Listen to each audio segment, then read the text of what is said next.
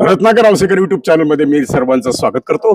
आज आपल्या सोबत आहेत लातूर जिल्हा भारतीय जनता पार्टीचे जिल्हाध्यक्ष ग्रामीण नाही पण सॉरी वर माफ करा शहर। नमस्कार, रत्नाकर औसेकर युट्यूब चॅनल मध्ये आपलं सर्वांचं स्वागत।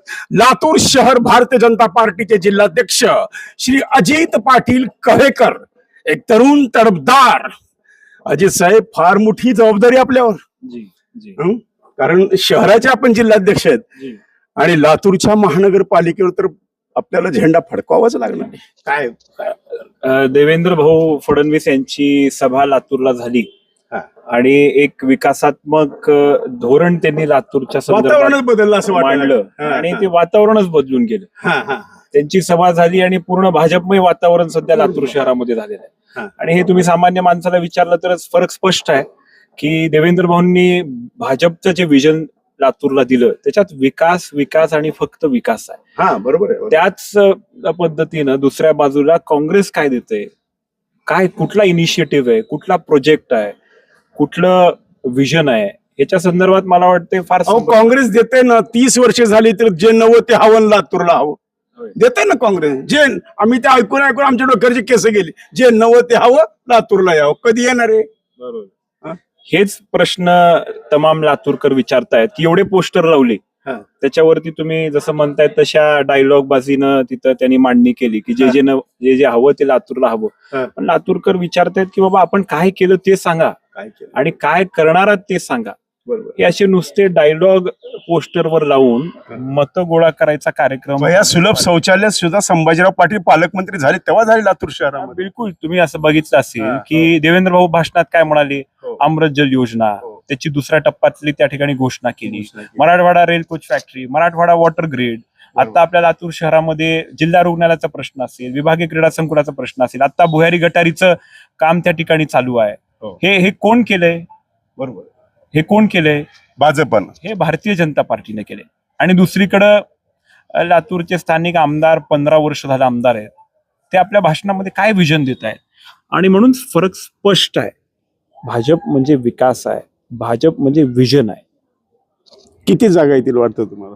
आम्हाला विश्वास वाटतो की लातूर शहर महानगरपालिकेमध्ये भारतीय जनता पार्टीच्या 50 पेक्षा जास्त जागा त्या ठिकाणी निवडून येणार। 50 पेक्षा जास्त? होय होय। तुम्ही बघा, आज पूर्ण देवेंद्र भाऊंची सभा झाल्यापासून वातावरण चेंज, भाजपमय वातावरण झालेलं आहे। आणि त्याचं मुख्य कारण असं आहे की भाजप एक विकासात्मक दृष्टिकोन देतोय।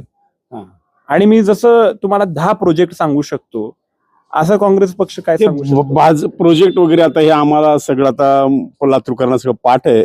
अजय साहेब, मला एक सांगा, जी तुमच्यात जी पक्षांतर्गत बंडाळी झाली म्हणजे एकनिष्ठ आणि बंडखोर, हे कसं आहे बघा, कसं थोपवणार तुम्ही? नाही, पक्ष मोठा आहे, जगातला सर्वात मोठा पक्ष आहे आणि निवडणुकीमध्ये उमेदवारी संदर्भात सर्वांची इच्छा असते। कार्यकर्त्यांच्या भावना सुद्धा जेव्हा उमेदवार जाहीर होतात। आजच आम्ही तुमचं एक पत्र बघितले की तुम्ही त्या लोकांना 6 वर्षासाठी निलंबित केलेले आहे। जी, आपण पाहिलं असेल की उमेदवारी मिळाल्यानंतर सगळ्या कार्यकर्त्यांच्या भावना तीव्र असतात आणि म्हणून पण उमेदवारी एकालाच मिळू शकते। आणि सगळे आपल्या भावना तीव्र झाल्या होत्या ज्यावेळेस अर्चना पाटीलला उमेदवारी मिळाली, त्यावेळेस आपल्या भावना तीव्र झाल्याच होत्या ना। समजा आता मी प्रश्न प्रेक्षकांसाठी विचारतो, प्रेक्षक मला विचारते तुम्ही हे का विचारलं नाही? समजा मी जर विधानसभेत, नाराजी होणं स्वाभाविक आहे, स्वाभाविक आहे। आणि लोक त्यावेळेस त्यांची भावना तीव्रच असते। आणि मग आपण एक ह्या जिल्ह्याचा अध्यक्ष म्हणून, इथं सर्व सन्माननीय आमदार असतील, अर्चनाताई असतील, सर्वांनी हा प्रयत्न केला की सगळ्यांशी हितगुज करावी, सगळ्यांना समजून सांगण्याचा प्रयत्न करावा। जेव्हा छत्रपती शिवेंद्रराजे भोसले साहेब आले, आमचे मराठवाडा संघटन मंत्री आले, बावनकुळे साहेब आले, तेव्हा सुद्धा भेट घालून त्यांना समजून सांगण्याचा सर्वांना प्रयत्न केला होता। परंतु पक्षामध्ये पक्षशिस्त महत्वाची असते आणि पक्षामध्ये व्यक्ती, अर्चना पाटील चाकूरकर प्रेरणा होनरावचा प्रचार करणार का? हे बिलकुल प्रचार करणार। असं तुम्हाला का वाटतं त्या प्रचार नाही करणार? कारण ते अजून फिरकल नाही तिकडे। तुम्ही बघितलं की शहरामध्ये रोज त्यांच्या सकाळी तो एक प्रभाग सोडूनच सकाळी 2 पदयात्रा, संध्याकाळी 4-4, 5-5 सभा त्यांच्या। एखादी पदयात्रा घ्यावी प्रेरणा होनराव।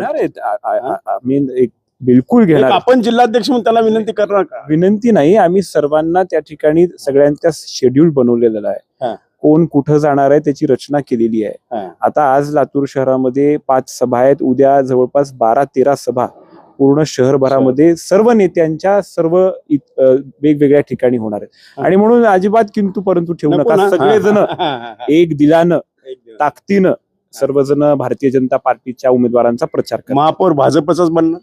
सत्ता भाजपची आल्यानंतर महापौराचा काही प्रश्नच राहत नाही. आदित्यताई महापौर होणार का? आणि त्या सर्वसामान्य कार्यकर्त्या म्हणून उमेदवार म्हणून लोकांमध्ये जात आहेत आणि नगरसेवक व्हावं या इच्छेनं त्या ठिकाणी लढतायत.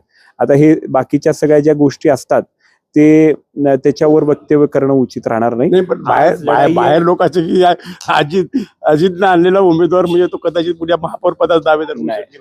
बघा, इतरांना भीती वाटते. आज लढाई 51ची आहे. भारतीय जनता पक्ष आणि सर्व सन्मान्य आमदार, सर्व कार्यकर्ते हे त्याच्यासाठी झटतायत आणि ते आमचं उद्दिष्ट आहे. काँग्रेसवाले बाहेर अफवा उठवायला लागले की म्हणे इथं आर्थिक व्यवहार झाला तिकीट वाटपामध्ये. खरं बघा, मला वाटतं की काँग्रेसकडे शहरासाठी विजन नाहीये आणि म्हणून तुम्ही पाहिलं असेल की वेगवेगळ्या गोष्टी डायव्हर्ट करून त्यांना उमेदवार मिळाले नाहीत, मग वंचितकडे जावं लागलं. नाही, जो शहराचा विकासाचा नॅरेटिव्ह आहे तो डायव्हर्ट कसा करता येईल, त्याला दुसऱ्या दिशेनं कसं नेता येईल असं वारंवार ते प्रयत्न करतात. कारण शेवटी बघा, कामाच्या बाबतीत आलं तर ते जिंकू शकतात का? नाही. कारण काय सांगणार आहेत, आज हजारो कोटीचे कामं लातूर शहरामध्ये चालू आहेत, प्रोजेक्ट चालू आहेत, सगळ्या गोष्टी विलासरावजींच्या भाषेत वाढपी ओळखीचा पाहिजे. बिलकुल. आता तुम्ही मला सांगा, केंद्रात नरेंद्र मोदीजी आहेत, राज्यात देवेंद्रजी आहेत, मग इथं कोण पाहिजे? एक फार महत्वाचं सांगतो की छत्रपती शिवेंद्रराजे भोसले साहेब जे म्हणाले ते बऱ्याच जणांना कदाचित ऐकलं का नाही मला माहिती नाही, पण ते खूप महत्वाचं म्हणाले. ते म्हणाले की लातूर शहर महानगरपालिका ही छोटी महानगरपालिका आहे. याचं टर्नओव्हर किती आहे टर्नओव्हर? 200 कोटी रुपये आहे. आणि 800 कोटी रुपये हे राज्य शासनाचे आणि केंद्र शासनाचे त्याला सहकार्य मिळतं, म्हणून 1000 कोटीचे दर वर्षाचं टर्नओव्हर लातूर शहर महानगरपालिकेचं होतं. एवढ्या मोठ्या महानगरपालिका आपल्याला आपल्या कर्मचाऱ्यांना पगारीपुरती सुद्धा पैसे काढता येत नाहीत, लाईट बिल भरायला पैसे नाहीयेत.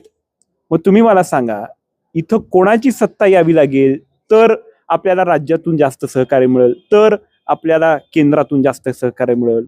लहान मुलाला जरी विचारलं तर तो म्हणेल की भारतीय जनता पार्टीला मिळालं पाहिजे, तर आपल्याला राज्याचं चांगलं सहकार्य मिळेल, केंद्राचं चांगलं सहकार्य मिळेल. ही फार महत्वाची गोष्ट आहे. परवा खासदार सुधाकर श्रंगारे यांना आपण प्रवेश दिला. खासदार सुधाकर श्रंगारे एकेकाळ असं वजन होतं की खासदार साहेब आले म्हणले की आपल्याला बाजूला सरकावं लागायचं.